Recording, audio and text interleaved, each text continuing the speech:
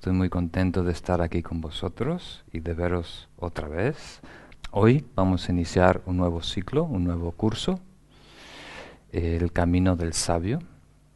De alguna manera va a estar relacionado con el que vimos el año pasado, aunque el enfoque va a ser más filosofía. El año pasado nos enfocamos más en la práctica, qué meditación hacer en cada etapa del camino. Y ahora, aunque vamos a meditar juntos en cada sesión, el enfoque es la comprensión, entender la práctica, el resultado final del camino, ¿no? Entonces va a ser un curso de 9 semanas. Entonces este curso se basa en un texto muy famoso de Sakya Pandita.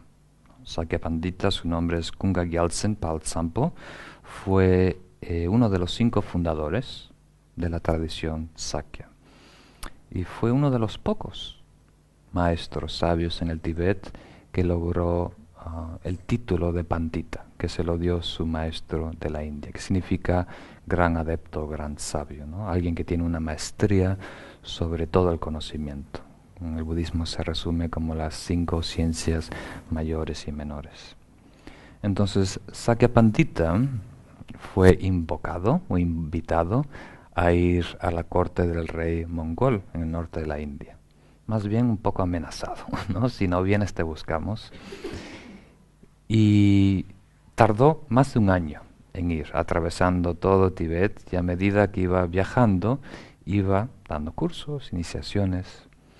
Y en las asambleas públicas, cuando había muchas personas, impartía esta enseñanza que vamos a ver hoy, que en tibetano se llama Tukpe Gompel, Raptu Selwan. Si lo traducimos literalmente, quiere decir clarificando, aclarando el propósito del sabio. Entonces quiere decir explicando el verdadero sentido de las enseñanzas del Buda, o el camino del Buda. En castellano es un poco difícil traducirlo, entonces lo simplificamos diciendo el camino del sabio, ¿no? Entonces es curioso. Están las enseñanzas del Buda, los sermones, ¿no? Los sutras, y de ahí Maitreya, ¿no? Uno de sus grandes discípulos, el siguiente Buda, resumió los grandes sutras Mahayana, lo que llamamos el Mahayana Sutra Lamkara, uno de sus 5 textos principales que dictó a Sangha. Y de ahí Sakya Pandita, solo tomando 2 versos, o sea, una lista de todos los componentes del camino, escribió este libro que se llama El Camino del Sabio. Y también en este caso nos vamos a apoyar de un comentario del texto de Sakya Pandita que hizo Khenchen Abbe Rinpoche, uno de mis maestros en Nepal, que ahora está en inglés y lo vamos a traducir. Bueno, está traducido en castellano, tenemos el manuscrito, ¿no? Y después lo vamos a lo mejor pulir un poco y publicarlo a fin de año. Siempre tarda esto más de lo que uno piensa. Entonces yo a la vez voy a dar un poco de explicación y no vamos a cubrir la totalidad, ¿no? Porque yo cuando tomé este curso tomó un mes, ¿no? Entonces ahora lo vamos a hacer en 9 sesiones. Pero vamos a tocar todos los puntos claves. Entonces, antes que nada quiero señalar la importancia que le dio Sakya Pandita al estudio. En todos sus textos señala la importancia que tiene el estudiar, comprender, ¿no? Antes de meditar, ¿no? Y es muy importante tener ese equilibrio. Naturalmente sabemos que en el budismo la sabiduría se adquiere en 3 etapas, ¿no? Primero es el estudio o escuchar enseñanzas para adquirir información. Eso nos da la sabiduría del conocimiento, y cuando trituramos, masticamos, contemplamos, reflexionamos sobre eso, nos da comprensión, ¿no? Una idea muy personal de esas enseñanzas. Y luego, al implementarlas en la meditación, en la práctica, adquirimos sabiduría, ¿no? Un conocimiento experiencial, ¿no? Intuitivo. Entonces, Sakya Pandita resaltó una y otra vez la importancia de comprender tener un mapa espiritual y después comprender exactamente lo que uno debe practicar, ¿no? Ya que ocupamos un poquito de tiempo, podemos introducirnos directamente al tema. Este texto va a desarrollar lo que es el camino Mahayana, que muchas veces se describe en el contexto de base, camino, práctica y resultado. Con base queremos decir lo que hay, lo que existe antes de empezar el camino espiritual, conscientemente, antes de practicar. Y la práctica del camino es, por supuesto, lo que debemos hacer para desarrollar, para progresar. Y el resultado es los diferentes niveles de realización que uno puede lograr. El perfecto es, por supuesto, la perfecta budeidad. Entonces, originalmente el texto invierte 3 capítulos en lo que es el resultado. En este caso lo vamos a ver en uno. El enfoque va a ser más describir la práctica, ¿no? Vamos a detallar las 6 perfecciones o los 6 paramitas, invirtiendo una sesión en cada uno de ellos. Y también vamos a tener en cuenta el comentario de Khenchen Abe Rinpoche, que es un maestro muy especial, desencarnó hace 3 años, ¿no? Y fue un maestro de su santidad Sakya Trizin y casi todos los maestros actuales en la tradición Sakya. Su vida era un ejemplo de lo que es ser un bodhisattva, muy desinteresado, lleno de amor y compasión, por supuesto, sabiduría. Entonces este texto es en realidad una transcripción de una enseñanza que dio. Y después fue pulido por Khenpo Yangyam Tenzin, que es el que me dio estas enseñanzas a mí, y ahora vamos a compartirlas. Entonces vamos a empezar con el primer capítulo.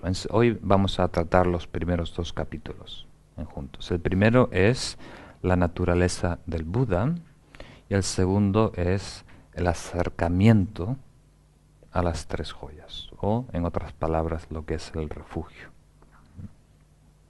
Entonces vamos a empezar definiendo, como si voy a seguir más o menos el orden del texto tradicional. Y si tenemos tiempo al final hacemos unas preguntas y respuestas, o si no lo dejamos al domingo. También quería dejar un poquito de tiempo para meditar, ¿no?, en cada sesión. Entonces, la naturaleza del Buda es la base. Es lo que tenemos todos los seres vivos, no solo humanos, todo lo que es vida, ser consciente, tiene esta naturaleza del Buda. Y hay muchas palabras, dependiendo del contexto, en los textos clásicos, en sánscrito y en tibetano para describirla, ¿no? Hemos escuchado muchas veces Tathagata, ¿no?, el germen del Buda. En este caso, este texto emplea la palabra gotra, en tibetano rik, que significa familia o raza, ¿no?, queriendo decir que todos nosotros tenemos este gen, ¿no?, este gen del Buda. Hasta uno de mis maestros, Khenpo Jordan, dijo que lo podíamos ver como el ADN, ¿no?, el ADN del Buda, que todo ser vivo tiene este potencial de iluminarnos, ¿no? Pero este texto aclara que en la mayoría de personas, en la mayoría de seres, este gen, ¿no?, este gotra, está durmiendo, está apagado, está latente, ¿no? Y solo cuando se despierta, cuando se activa, nos introducimos en realidad en lo que es el Mahayana. Maha es gran, Yana es vehículo, el gran camino hacia la iluminación. El gen, el gotra, en realidad, a nivel más sublime, es claridad y vacuidad. O sea, estamos hablando de la esencia de la conciencia, ¿no?, la base de la conciencia, ¿no? Y dependiendo si estuviéramos en el Mantrayana, hay diferentes maneras de explicarlo, diferentes tradiciones usan diferentes términos, ¿no? Aquí es el camino Mahayana, Paramitayana, y en el contexto de Gotra o raíz o la base del desarrollo espiritual. Entonces hay estos 2 aspectos: el gen natural, que tenemos todos los seres y el gen activado, el que se ha despertado, ¿no? Especialmente por la compasión. Esa es la llave que despierta este gen. ¿Y qué función cumple? De alguna manera es lo que está antes del camino, lo que va creciendo, fortaleciéndose, cultivándose durante el camino, y lo que se realiza, lo que se descubre y se actualiza en el resultado, en la budeidad, ¿no? Y Sakya Pandita en otro texto lo describe de una manera muy interesante. Dice, si ves un horno, ¿no?, o una estufa y sientes calor, eso es una señal que debe haber fuego dentro. Entonces, si los seres humanos, ¿no?, buscan la felicidad, quieren armonía, paz, ¿no?, eso es una señal que dentro de nosotros debe haber una esencia, una naturaleza que de alguna manera es afín a esa búsqueda primordial, ¿no?, existencial que todo ser tiene, de buscar la felicidad, alejarse del sufrimiento. Entonces, desde esta perspectiva, el camino espiritual es descubrir ese gen, activarlo, ¿no?, y reconocerlo dentro de nosotros. Despojarnos de todo lo que lo obstruye, todos sus velos, y encontrar esa chispa divina o naturaleza búdica. Entonces, el camino empieza despertándolo, después viéndolo por primera vez, ¿no?, que es el primer Bhumi, y después la completa realización, que es la budeidad. Y de alguna manera esto está, aunque viene en el próximo capítulo, cuando la próxima sesión hablaremos de bodhicitta, ¿no?, la perfección del altruismo. Y en este contexto podemos ya decir que hay 3 bodhisattvas, 3 seres que buscan la iluminación, ¿no? Uno, el aspirante, es el que despierta este gen, ¿no?, cualquier persona que genera bodhicitta. Y el bodhisattva general es el que llega al primer Bhumi, el que ve esa naturaleza por primera vez. Y el bodhisattva perfecto es el propio Buda. Entonces se puede decir que hay 3 bodhisattvas: el aspirante, un bodhisattva general y el bodhisattva perfecto, el Buda. Y todos están relacionados o se definen dependiendo qué relación tienen con este gen, ¿no?, qué acercamiento. Este texto también señala 4 marcas, ¿no?, que debe tener un ser que de alguna manera señalizan que ha despertado, activado este gen, ¿no? Puede ser un niño de 2 años, o sea, porque esto viene de otras vidas. Si es un ser en alguna encarnación activado, despertado, generado este altruismo puro, ¿no?, de ahí en adelante se va a manifestar en lo que dice, en lo que hace. Y aquí da 4 señales. La primera es, naturalmente, poseer una gran compasión, desde un principio, antes de ser acondicionado por la sociedad, por los padres, ¿no? Tener fe en las 3 joyas, en el Buda, en el Dharma, las enseñanzas, y en el Sangha, los practicantes realizados, ¿no? Tener una afinidad natural, ¿no? Tener paciencia cuando alguien nos hace daño, naturalmente, y una inclinación natural a actuar virtuosamente, a ser generoso, ¿no?, a ser bondadoso, cariñoso, tener buena conducta. Y de alguna manera notamos, ¿no?, si estamos con niños de 1 año, 2 años, y tienen una galletita y tú le pides, algunos te la dan sin pensarlo, otros te dan un pedacito, otros no te dan nada, ¿no? Ya hay como antes del acondicionamiento cultural, ya trae con ellos cierta naturaleza, cierta costumbre, ¿no? Y también señala este texto que hay 4 impedimentos para el despertar o el activar de esta naturaleza. Y son de sentido común. 1, estar bajo, dominado por aflicciones. O sea, deseo, apego, adicciones por un lado, y en el otro lado, ira, enfado, violencia, ¿no? Una mente que... o totalmente sumergido en la ignorancia. El otro es estar bajo la influencia de malos amigos o malos maestros, ¿no? Alguien que está muy manipulado, por decirlo así, ¿no? Que le lavan el cerebro con ideas negativas, ¿no? Por ejemplo, hay ahora en el mundo escuelas que se dedican a enseñar racismo o sectarismo, odiar al otro pueblo, al otro país o a la otra religión. Tratan de hacer radicales, ¿no? A personas para que puedan pelear por una causa, ¿no? Entonces, si uno desde una temprana edad se introduce en ese sistema, en esa ideología, muy difícil, ¿no? Ser compasivo y generar, despertar este gen. La tercera es baja autoestima por ser pobre. O sea, si uno está totalmente preocupado, simplemente por subsistir, ¿no? Billones de personas hoy en día, simplemente desde que sale el sol, están tratando de sobrevivir, ¿no? Hay personas en África que tienen que caminar kilómetros para buscar agua. Entonces, no solo que no tienes tiempo ni energía, pero entienden, también puede caer la autoestima, que ni te consideras eso, el desarrollo espiritual, ¿no? Una posibilidad. Y el último es estar bajo el control de otros.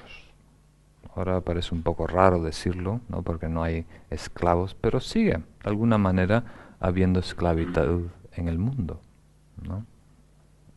Entonces, si estás bajo el control de tus padres, o un dictador, o en la mayoría de la historia de la humanidad, la mujer siempre estaba bajo el control de la familia o de su marido, ¿no? Entonces rara vez tuvo libertad de explorar libremente el camino espiritual, por ejemplo. Y eso aún persiste en muchas partes de la Tierra. Entonces esto es sentido común, 4 situaciones en las que nos podemos encontrar que nos limitan, que no nos dejan contemplar estos ideales, ¿no? Altruistas, desarrollarnos en el camino espiritual. Y también el texto señala 4 tipos de seres que tienen el gen, el gotra, cortado, por decirlo así, anulado, ¿no? Y da 4 ejemplos, pero pueden haber otros. Alguien que carece totalmente de virtud hacia la iluminación, que tiene mala conducta severa, que ha hecho un karma muy, muy severo, muy negativo. Pero hay que entender que todo esto es desde la perspectiva de Chittamatra, Yogacara. En el Mahayana hay 2 escuelas filosóficas: Chittamatra Yogacara, la escuela de solo mente, y Madhyamaka, la escuela del camino del medio. Entonces, tengo que decir todas las partes técnicas, o casi todas. Entonces, desde el punto de vista de Chittamatra, hay 4 tipos de seres: los que buscan lograr el estado de perfección, o arhat, de los Shravakas, los que buscan el estado de arhat de los Patrika Budas, los que buscan el estado de perfección de los Bodhisattvas, o sea, un Buda completamente realizado, y personas que no tienen oportunidad de lograr estas realizaciones en el camino espiritual por un karma severo o falta de karma positivo. Pero desde el punto de vista madhyamaka, mejor dicho, todos los seres tienen esta oportunidad. O sea, por una vida, unos años, un ciclo, puede que esté atrapado en negatividad, ¿no? Pero eventualmente, ya que nuestra naturaleza nunca se puede polucionar, ensuciar, todos eventualmente vamos a tener acceso al camino más profundo, a lograr la budeidad, ¿no? Eso es importante notar. Entonces el capítulo también utiliza el texto dos ejemplos para señalar la dificultad que hay en lograr despertar esta naturaleza búdica, esta chispa divina. Y menciona primero la historia de uno de los discípulos del Buda, Angulimala, ¿no? Angulimala literalmente es un apodo que recibió este discípulo que se llama el collar de dedos. El collar de dedos, y ahora van a saber por qué. O sea, era contemporáneo con el Buda. Era un chico, un joven, de la casta de los brahmins, que se quería dedicar exclusivamente al camino espiritual. Y en ese entonces uno se entregaba a un gurú, a un maestro. Y cuando el maestro te aceptaba, quiere decir que te cuidaba. Entrabas en su hogar, comías con él, dormías con él, era como el aprendiz, ¿no? Y entre los discípulos de seguro era el preferido, ¿no? El más inteligente, el más fuerte, el buen mozo, todo lo mejor, ¿no? Y los otros tenían un poco de celos a él. Pero el maestro le tenía mucha fe, mucho cariño. Entonces cuando se fue de viaje, lo dejó cuidando su hogar, cuidando a su mujer, a su esposa.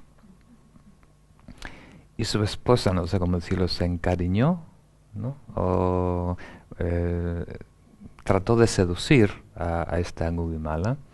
Y él, por respeto a su maestro, porque la mujer era el doble de edad, lo que sea, él la rechazó, la ignoró. Y ella se sentó completamente humillada, ¿no? Y no sé si hay un dicho en español que no hay furia como la del rencor de una mujer rechazada. ¿Existe eso en castellano? Pues sí, en inglés eso, hay un dicho. Entonces ella se le ocurrió un plan para amargarle la vida. Y cuando se acercaba a su maestro, se arañó, se rompió la ropa, se pegó golpes y le dijo que Angulimala la había atacado, ¿no? Y el maestro, por supuesto, se creyó su versión de la historia, ¿no? Y también diseñó un plan para arruinarle la vida a Angulimala, ¿no? Entonces le dijo que por su traición, por haberse comportado mal, había perdido el estatus de Brahmin, ¿no? Y había generado un karma muy negativo, que no podía, que la única manera de purificarlo era matar, asesinar a 1000 personas como un ofrecimiento al maestro, como una purificación de ese karma. Y por supuesto Angulimala no lo creyó, era completamente contradictorio, pero el maestro insistió y dio muchos inventos y explicaciones y al final lo aceptó.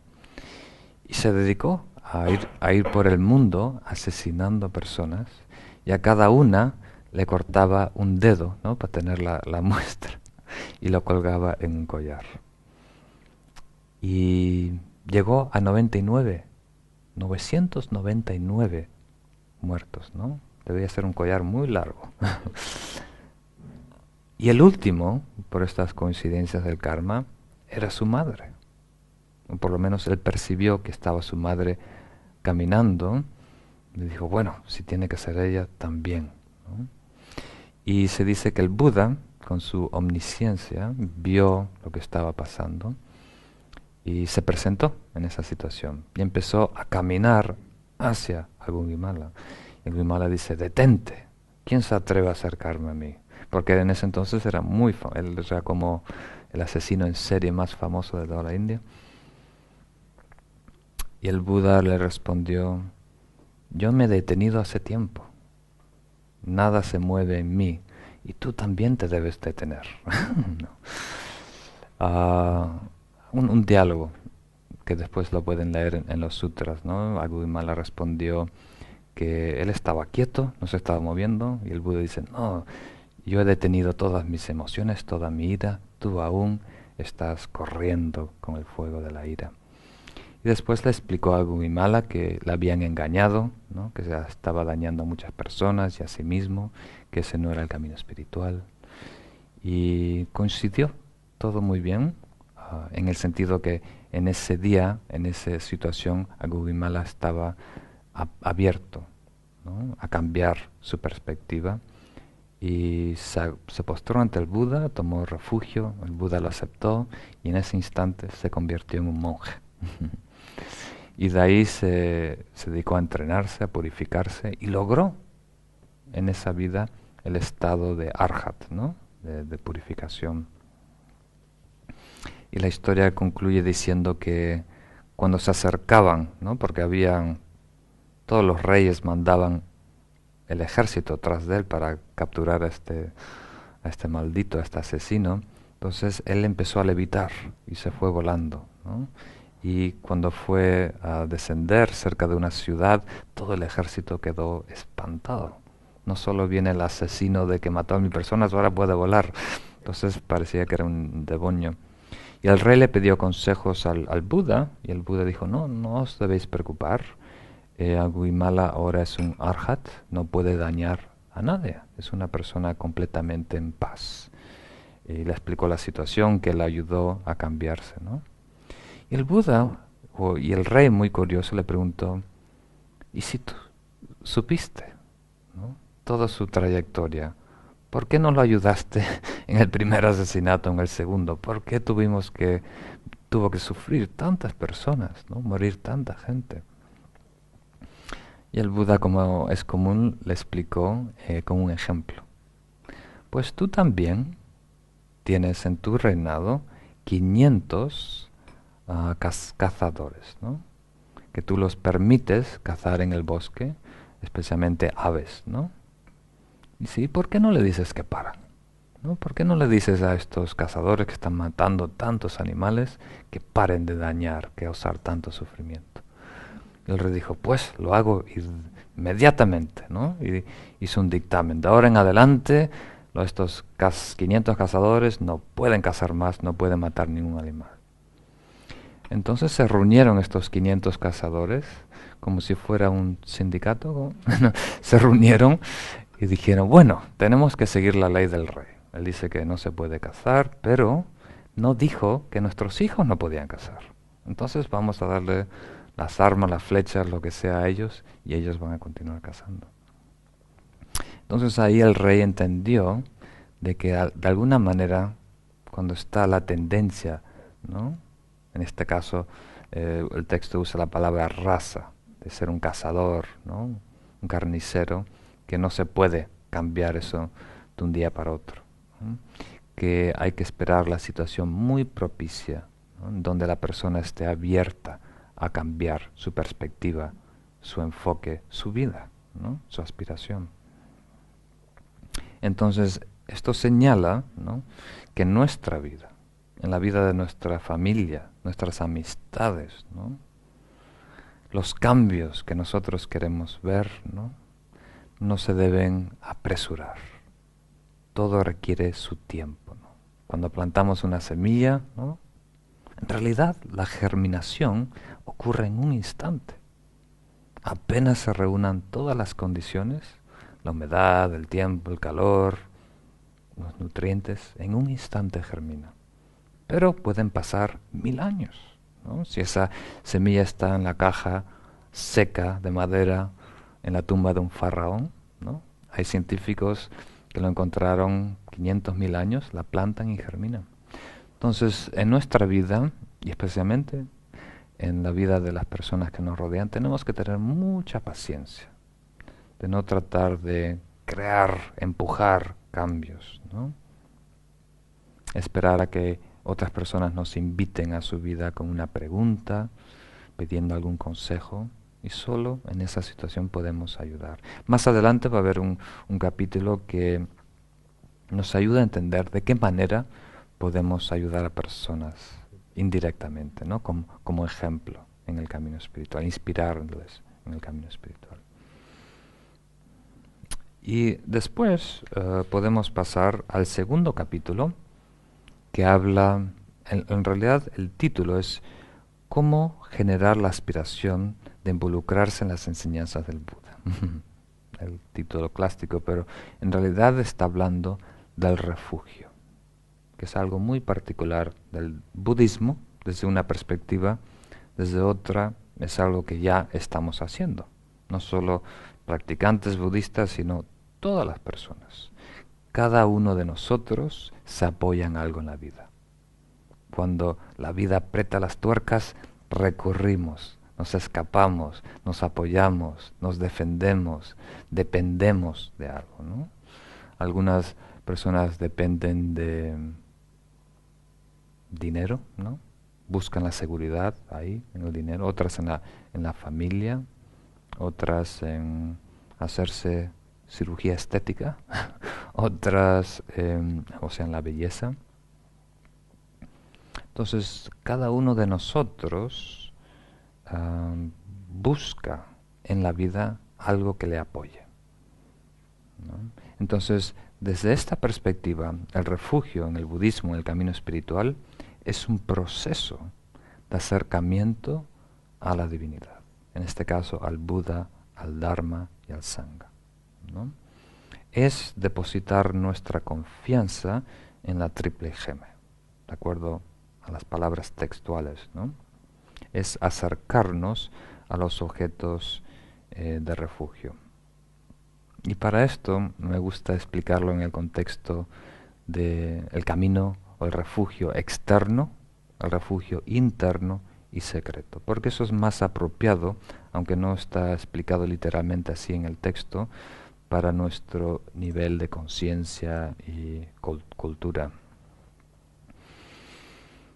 Entonces, y todo está conectado en lo que acabamos de ver, en el Gotra, en esa naturaleza búdica, ¿no? Al fin y al cabo hemos visto que el desarrollo espiritual es un acercamiento a ese Gotra. Inicialmente lo descuidamos, lo ignoramos, está durmiendo, latente. Después se despierta, se activa y el proceso espiritual, la práctica espiritual es quitarle los velos y adquirir virtud para acercarnos, ¿no?, a esa naturaleza que ya llevamos dentro. Y después la vemos por primera vez, se desvela completamente. Esa es la iluminación o el primer bhumi. Y cuando la integramos completamente, ¿no?, cuando la realizamos, eso es la completa budeidad. Entonces, el refugio de alguna manera describe ese proceso. El refugio de alguna manera es la totalidad del camino espiritual. Y solo logramos la perfección del refugio con la iluminación. Cuando nos convertimos en un Buda, ese es el perfecto refugio. La unión, la comunión, cuando nos fundimos con esa chispa, con esa naturaleza búdica, con el Gotra que llevamos dentro. Entonces, se puede explicar el refugio externamente, internamente y secreto. O sea, hoy en día estamos volcados hacia afuera, somos superficiales, ¿no? Vivimos en un mundo dual. Pensamos que nosotros, el sujeto, la conciencia, es muy distante, muy separada, muy independiente del mundo allá afuera, ¿no? Y naturalmente lo puro, lo sano en el mundo se manifiesta como el Buda, como el Dharma, la verdad, y como el Sangha. Después vamos a descubrir que eso mismo reside en lo que llamamos el cuerpo Vajra, ¿no?, el cuerpo energético dentro de nosotros, en el loto, en el corazón. Y a un nivel más sutil, cuando hablamos de la esencia de la mente o de la Gotra, ¿se acuerdan que tenían dos aspectos, claridad y vacuidad? El aspecto espacioso, sin límites, esa vacuidad, esa libertad, ese es el Dharma, o sea, la verdad absoluta, ¿no? Y la claridad, la actividad de la mente es el Sangha, ¿no? Y la no dualidad, ¿no?, la fusión de esos dos aspectos es el Buda. Entonces, cuando estamos tomando refugio, ¿no?, acuerden que estamos tomando refugio externamente, internamente y al nivel secreto. Es un gesto de la personalidad del ego de humillarse ante esa verdad, ¿no? Fuera, dentro, ¿Captan la idea? Es un pequeño gesto, haciendo postraciones, haciendo ofrendas, recordando. ¿Y por qué es tan importante? Viene al final de este capítulo, pero a lo mejor lo mencionamos. Uno de los aspectos importantes en el camino es la recolección. ¿Qué quiere decir? Simplemente mantener en mente o recordar lo que es el Buda, el Dharma y el Sangha. ¿Por qué? Porque lo que está en la conciencia es lo que somos. Lo que atiende la mente se convierte en la realidad. Y es muy importante porque hoy en día podemos tener las cosas claras, pero de repente viene una tormenta, una enfermedad, ¿no? Una depresión, alguien nos manipula y nos olvidamos de estos ideales, ¿no? Entonces la idea del refugio, adoptar el refugio, es una protección. No para ahora, pero para los momentos malos. Siempre recordar en nuestra vida, tener como un faro, un punto de referencia que nos recuerda de lo que es importante, de esa verdad, ¿no? Entonces, hoy en día el enfoque va a ser el refugio externo, ¿no? Porque no tenemos acceso a ese nivel sutil de reconocer el Buda, Dharma, Sangha como los aspectos de la naturaleza de la mente del Gotra, ¿no? En realidad está ocurriendo las tres cosas simultáneamente, externo, interno y secreto. Solo depende a qué nivel funciona nuestra conciencia. Pero esto es importante notar para que no piensen que es un tipo de idolatría, ¿no? Que estamos ofreciendo agua a una estatua de cobre. La estatua de cobre no tiene sed. Pero es el gesto de hacer ofrendas, flores, incienso, lámparas, agua, ¿no? Al Buda, al Dharma y al Sangha, ¿no? A ofrecer a monjes y monjas o ofrecer a los grandes bodhisattvas. Es un vehículo para transmitir nuestro afecto, nuestro cariño, nuestra devoción, ¿no? Darle importancia a lo que es importante, ¿no? Y por supuesto entiendo, les aseguro lo difícil que son aceptar los rituales. Yo tardé 2 años en solo unir las palmas. Era muy antirritualista. Pero con la paciencia de mis maestros aprendí que un ritual es como un recipiente, ¿no? Un receptáculo. O sea,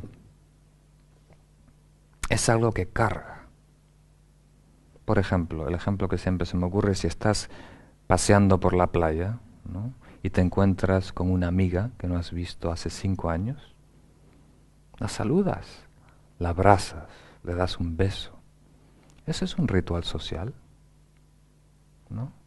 Que lo utilizamos para transmitir el corazón, nuestro afecto.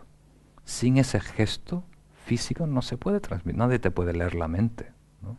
Entonces en el camino espiritual también hay gestos para transmitir nuestro afecto, nuestro cariño, en este caso devoción, atención, importancia, ¿no? El daño está, como siempre, el apego, apegarnos a la forma. Y eso se convierte en un ritual hueco, que hasta puede ser dañino. Pero si utilizamos un ritual, un gesto, ¿no? Como un vehículo, como un recipiente para transmitir compasión, sabiduría, amor, ¿no? El estado no dual, especialmente. Aquí estamos hablando de acercarnos a un estado no dual, es muy poderoso. Y sin ese vehículo, muy difícil de lograrlo. Entonces en el budismo se dice que en la práctica debe fundir lo que es el cuerpo, palabra y mente. El karma es mucho más poderoso, ¿no? Cada movimiento, por supuesto, tiene su impacto. Solo con pensar y recordar al Buda es una enorme bendición, pero si lo unimos verbalizando y con algún gesto físico, se convierte en un karma muy, muy, muy poderoso. Entonces, este capítulo detalla o describe lo que es el refugio, sus diferentes aspectos, ¿no? Y muchos de vosotros lo habéis escuchado, pero este texto también tiene una perspectiva interesante. Primero sabemos que hay 3 motivaciones principales para tomar refugio: miedo, fe y compasión, ¿no? Entonces, y también hay 3 tipos de refugios. Hay el refugio mundano, hay el refugio Theravada, o mejor dicho, Shravakayana, y el refugio del Mahayana, ¿no? Del gran vehículo. Entonces, la motivación principal del refugio mundano es el miedo. Miedo al sufrimiento, miedo porque estás enfermo, miedo porque vas a perder el trabajo, miedo porque no sabes si la cosecha va a ser buena, miedo por si tu pareja te va a dejar, miedo porque vas a morir, miedo porque estás en la guerra, ¿no? La religión de las trincheras. Entonces, el refugio mundano tiene dos aspectos. Uno es, el objeto en sí es mundano. Al nivel más burdo es refugiarse en una cueva, ¿no? Escaparse. Pero lo podemos refugiar en un espíritu, ¿no? Lo podemos refugiar en, como dijimos antes, en el dinero, pero también en un ser mundano, ¿no? Una deidad mundana, un espíritu mundano o algo negativo. O sea, el objeto de nuestro refugio, de nuestra devoción, es mundano en sí. Y el otro tipo de refugio mundano es la motivación. Nos estamos refugiando en el Buda, en el Dharma y en el Sangha, pero lo estamos haciendo motivados por el ego, que normalmente se describe en el contexto de los 8 dharmas mundanos, como hemos visto, ¿no? Las 8 estrategias que tiene el ego para lograr la felicidad, la paz. Son realmente 4 pares que describo muy breve porque ya lo hemos visto. Es lograr la felicidad y la paz a través de la ganancia, de adquirir, ¿no? De poseer más. Dinero, posesiones, patrimonio, también conocimiento, amistad, aumentar nuestro volumen, nuestro reino, ¿no? Y pelear en contra de la pérdida, que alguien te quite o compartir eso. Entonces, y esto no es en contra de ninguna tradición, esto pasa en el budismo también, ¿no? Puede haber un campesino muy humilde en Tailandia que va al templo, pone un incienso, unas velitas y pide al Buda que le dé una cosecha muy abundante, ¿no? De arroz ese año. Por un lado es un gesto lindo, pero no deja de ser refugio mundano, ¿no? Se limita a una ganancia personal en esta vida, ¿no? En este contexto dice que el espacio-tiempo que abarca es esta y la próxima vida. O sea, buscamos un premio. Nos refugiamos en el Buda, en el camino espiritual, hacemos meditación, pedimos a los maestros, al Buda, algún premio en esta vida, ¿no? Vimos que era las ganancias, también podemos buscar fama, reconocimiento, podemos buscar placer, gozo, ¿no? O podemos buscar alabanzas, ¿no? Esos son los 4 pares de los 8 dharmas mundanos. ¿Captan esa idea? Entonces, el refugio de los Theravadas, de los Shravakayanas, el primer ciclo del budismo, se basa, aunque hay miedo, el miedo puede ser sano y no sano, hay un miedo sano también, ¿no? El miedo a karma negativo, el miedo en caerse en el ciclo de samsara. Ahora tenemos las cosas claras, como dije antes, pero podemos caer en un ciclo destructivo que nos hace mucho daño. Entonces, miedo a ese tipo de, ¿no? A caer en un estado de ignorancia, donde nos perjudicamos. Pero en el contexto del Theravada, la motivación principal es la fe al Buda, Dharma y Sangha. Y el propósito principal es lograr la iluminación, nuestra propia iluminación. Y en el contexto del Mahayana, la motivación principal es la compasión. Aunque hay miedo, o sea, un rechazo de samsara, aunque hay fe en el Buda, Dharma y Sangha, lo más importante, lo que más nos motiva es ayudar a otros. Entonces no estamos simplemente interesados en lograr la iluminación, sino estamos comprometidos eternamente a ayudar a todos los seres de la manera más poderosa, que es la perfección, capacitarles a ellos, ¿no? Servir como un recurso para que ellos logren la iluminación. Entonces, una manera de describir el refugio, como habíamos hecho en este sentido, es hablar de lo que en inglés se llama scope, o cuánto espacio-tiempo abarca nuestra conciencia, ¿no? Esto también es una manera de señalar la madurez de un individuo o la madurez de una conciencia, ¿no? Al extremo hemos visto el ejemplo de un drogadicto, alguien que está adicto a la cocaína, heroína, o no sé cuáles son las drogas de moda ahora. Solo se están enfocando en la próxima dosis. Nada existe después de 4, 6, 8 horas. Si tienen que robarle las joyas a su tía, ¿no?, para venderla por peso, por oro, que ahora hay muchos lugares que aceptan oro, no le importa, porque no siente la consecuencia después de eso. ¿Captan la idea? Entonces nosotros nos tenemos que preguntar honestamente, ¿no? Cuando nosotros tomamos una decisión, ¿cuánto tiempo, espacio abarca nuestra conciencia? Por ejemplo, yo voy a estar contento en 10 años de las decisiones que estoy tomando, de la vida que estoy viviendo, ¿no? Yo voy a estar contento en 20 años de las decisiones que estoy tomando. O si llegamos al fin, ¿no? En mis últimos días, mis últimos suspiros en la cama, cuando eche la vista atrás y valore, ¿no?, todo lo que hice en mi vida, ¿voy a estar contento o me voy a arrepentir? ¿Mm? Y un paso más, por supuesto, y será la próxima encarnación.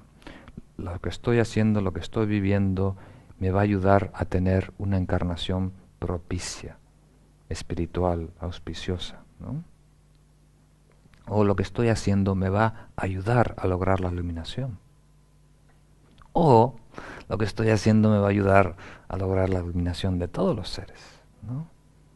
O sea, ¿captan la idea? Eso lo vamos a ver la semana que viene cuando hablemos del bodhicitta, ¿no?, de esta expansión total de la conciencia, ¿no?, cuando abarca todo el tiempo y todo el espacio. En el espacio lo utilizamos para hablar de los seres, ¿no?, que no se preocupa de mí, ni tampoco de mi familia, de mi círculo de amistades, va más allá de la comunidad, del país, sino incluye a todos y todas las generaciones. Muy importante, ¿no? No solo el ejemplo del drogadicto, el ejemplo de una corporación. ¿Se acuerdan? Como Mitsubishi. Si solo viven en un trimestre, los resultados, las ganancias en un trimestre, no le importa tallar, quemar medio Amazonas, ¿no? Porque no se preocupan de las consecuencias.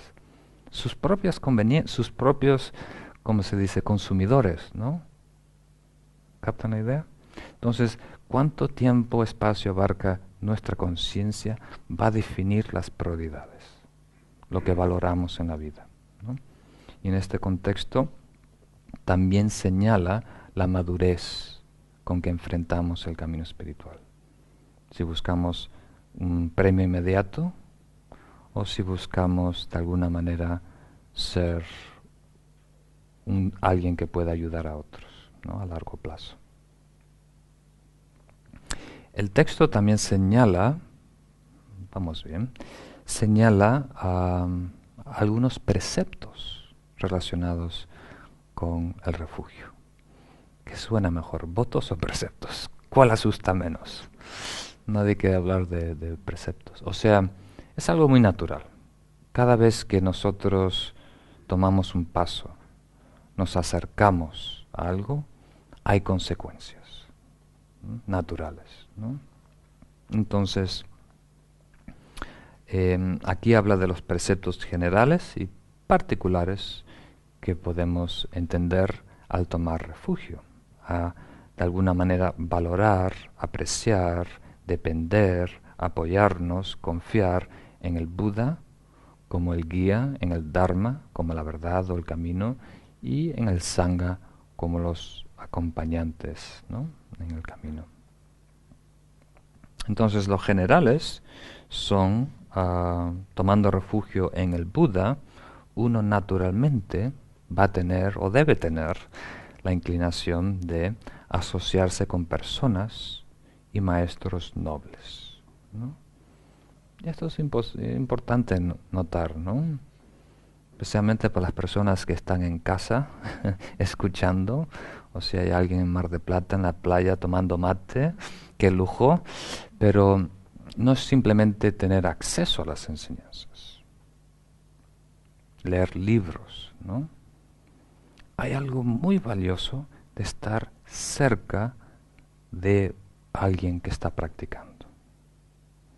Yo he aprendido la mayoría de las cosas no en un salón, ¿no? En una clase, un curso oficial, sino simplemente acompañando a un maestro en un viaje, conduciendo con él o ayudándole, paseando con él o trabajando, charlando con él, ¿no? Su ejemplo. En esos pequeños detalles uno realmente capta una enseñanza muy profunda, una inspiración muy grande. Si tenemos los ojos para verlo. Entonces tenemos que acercarnos a las personas sanas, ¿no? Nobles, que nos inspiren, que nos eleven. Especialmente importante a nuestro nivel, porque estamos volcados, exteriorizados, ¿no? Entonces en este sentido lo físico va a tener un impacto mayor que lo mental.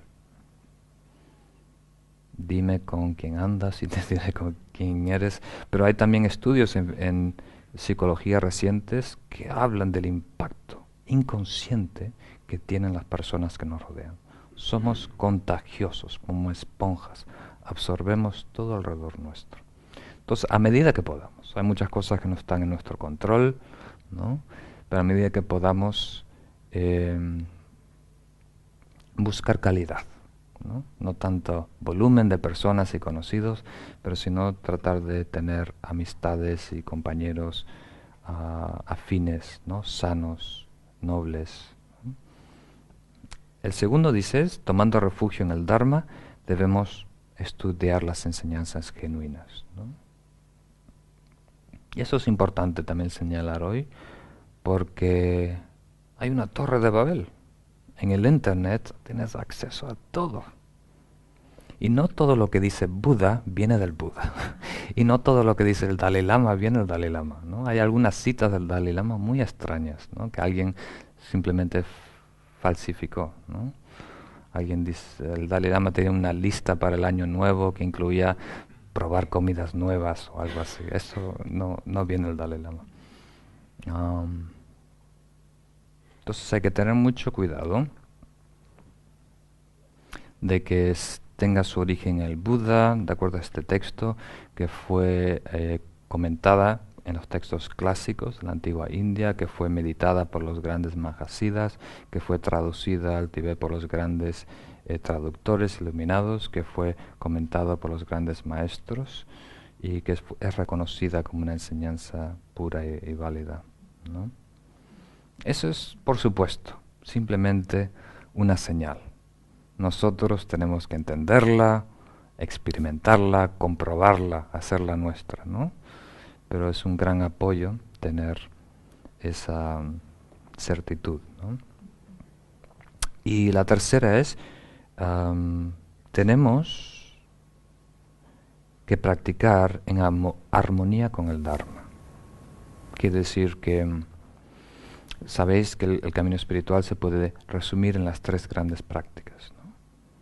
La conducta, la concentración o meditación y la sabiduría. Entonces, nuestra conducta debe ser de acuerdo al Vinaya, que es las enseñanzas del Buda. Los sermones se dividieron en las tres canastas, en el Tripikaya. Entonces, el Vinaya especifica la conducta. De un monje, monja, persona laica, cómo debemos comportarnos para ser afín, ¿no? Para que nuestra conducta apoye el desarrollo interno. Eso es muy importante, porque la mente es sutil, el cuerpo y la voz es más burda. Y si la voz y el cuerpo no están alineadas, armonizadas, no hay oportunidad de trabajar con la mente. ¿Captan una idea? Entonces primero tenemos que tranquilizar, pacificar, armonizar lo que es el cuerpo, la conducta física. La meditación, de acuerdo a los sutras, la sabiduría de acuerdo a la Abhidharma, a la metafísica, el mantrayana, la práctica esotérica de acuerdo a los tantras, las escrituras sagradas. Y después los dos últimos son interesantes. Los dos últimos dice mantener en mente las tres joyas, ¿no? Esta idea de por lo menos 2 veces al día traer en mente lo que es el Buda, Dharma y Sangha y apreciarlo. Eso tiene un impacto enorme, ¿no? Si fueras un observador neutral, ¿no? Objetivo, simplemente notando, ¿no? Como un técnico, lo que pasa por tu mente en 24 horas.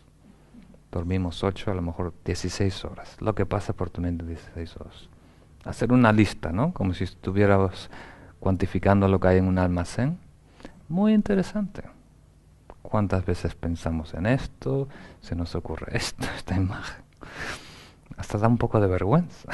Entonces en el antiguo Tíbet hay esta analogía de una instrucción que recibió un meditador de su maestro, de tener 2 bolsitas, una de piedras negras y otra de piedras blancas. Entonces cada vez que se le ocurría un pensamiento tenía que notar si era positivo o negativo. Y descubrió que tenía una montaña de piedras negras y 2 o 3 blancas nada más, ¿no? Pero el simple hecho de estar atento y notarlo fue cambiando al pasar los días, ¿no? Simplemente estar consciente y atento cambió, ¿no? Y al final tenía solo montaña de pensamientos blancos, pensamientos puros. Como dijimos antes, nuestra realidad es a lo que le pongamos atención. Lo que pongamos atención se manifiesta, se convierte en nuestra realidad. Muy importante. Y el último es hacer ofrecimientos, que es algo muy ajeno a nuestra cultura occidental, ¿no? El gesto de hacer ofrecimientos. En la India se nota. Donde vayas, colegio, hasta en el gobierno, ¿no? En el mercado, hasta los ladrones cuando van a robar hacen algún ofrecimiento para que la misión salga bien. Todo el mundo de alguna manera está conectándose con la divinidad, ¿no? En este caso con el hinduismo, pero el budismo también pone mucho énfasis en rendir homenaje, ¿no? Hacer alabanzas, poner flores y algún ofrecimiento al Buda. Como dijimos antes, los rituales son de alguna manera necesarios. Y después brevemente para mencionar los preceptos particulares. Podemos y debemos respetar todas las religiones, todas las tradiciones, ¿no? Hasta el texto dice debemos hasta hacer ofrecimientos en los altares de diferentes religiones, pero no tomar necesariamente refugio en ellos, ¿no? Porque eso puede crear una confusión de tomar instrucciones de un maestro espiritual que esté en otro camino, ¿no? Entonces esa es la única ¿cómo se llama? Consejo particular que menciona. Y después concluye hablando de los beneficios del refugio, diciendo que nos ayuda a aclarar la confusión, nos ayuda a aliviar el sufrimiento, eso es muy, muy verdad, nos protege de los daños, de fuerzas malignas. No sé si creéis en espíritus, ¿no? Pero en el budismo este mundo, este universo es muy poblado y hay todo tipo de seres. Y sí estamos de alguna manera protegidos, ¿no?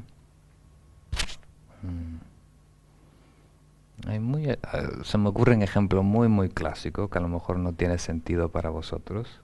En el Tíbet hay la costumbre de hacer un ofrecimiento cuando uno cruza una montaña. Se llama un pase, creo. Entonces, entre montañas hay un pase y es algo muy importante porque mucha gente muere. Entonces hay la idea que en los pases hay espíritus que protegen esa área, ¿no? Entonces, y si vais a Tíbet, vais a notar montoncitos de piedras. Ponen una piedra encima de la otra, hacen como pequeñas pirámides. Como alguien que no tiene nada por lo menos hace ese tipo de ofrecimiento. Entonces iban dos amigos y jóvenes así medios traviesos y empezaron a pegarle patadas a estos montencitos, ¿no? A estas piedras, ¿no? Yo no creo en espíritus, esto es una tontería, ¿no? Y el otro amigo le decía, no hagas eso, que sí, mi abuela me dijo que había espíritus que están protegiendo. Y él no hacía caso y tiró unos cuantos abajo. Y el espíritu que estaba ahí se enfadó, como dice, mala leche, ¿no? Se enfadó mucho y lo quería perseguir y hacerle daño, pero no le veía. O sea, ese chico tenía tanto mérito que el espíritu no podía verlo. No sé, sabía que alguien estaba tirando, escuchaba la voz, pero no sabía en dónde estaban. Pero insistió y lo persiguió a su casa, ¿no? Y no lo veía. Y pasaron años y no lo veía. Entonces era una familia pobre, pero de acuerdo a la historia sacudían sus sacos de zampa por la ventana, ¿no? Y sin querer las semillas que quedaban en el fondo fueron germinando fuera de la ventana, ¿no? Y después con el pasar del tiempo fueron trasplantando estas plantitas de cebada, ¿no? En el campo, ¿no? Y la próxima cosecha empezaron a acumular, ¿no? Y a plantar, ¿no? Y cada vez se hicieron más ricos, hasta que se convirtieron en alguien que tenía mucho terreno y plantaba y tenía muchas cosechas. Y él empezó a vivir la vida buena, a beber, a andar de fiesta, ¿no? Y ahí el espíritu empezó a ver la bandera de la casa. Sabían dónde vivía, ¿no? Había perdido un poco de mérito. Y después empezó a portarse mal, a robar, a abusar, ¿no? A engañar a personas, hasta que finalmente le pudo ver en dónde estaba, ¿no? Pero ese es el truco que hizo el espíritu. Como no lo podía ver, le ayudó a ser rico, ¿no? Porque sabía si le ayudaba a ser rico, iba a actuar mal, iba a generar karma negativo.